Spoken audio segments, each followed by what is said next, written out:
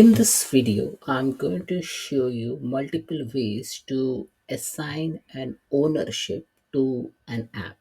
Okay, so I'll take an example of, say, Canvas app. Okay, so if there's a Canvas app within your organization, then how do you assign an ownership to a different user? Okay, so first method is I'm in the set app permission within the Center of Excellence starter kit. Okay, now once I'm in this app, and if I navigate to say owner, okay, and if my name is selected, okay, and I can see the app which has been under my name. Okay, so if I select say one of the app, okay, I click here on Girish Canvas app, then what I can do, I can see some information about this app.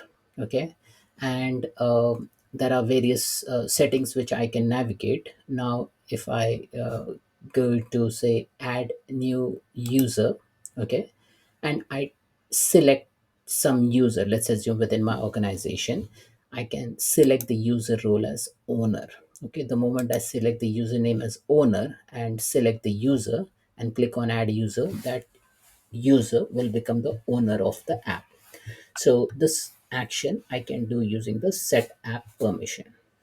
Now there is another app within a Center of Excellence starter kit called as Developer Compliance Center app. So let's assume if I go into the Developer Compliance Center app, and if I navigate to say one of the app, okay, which is listed under the app section.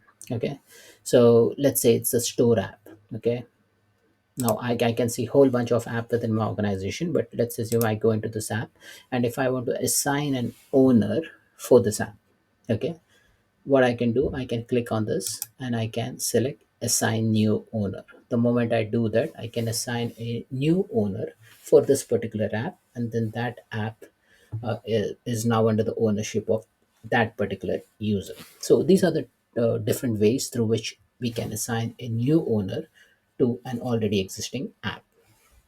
That's it, folks. Thanks for watching this video.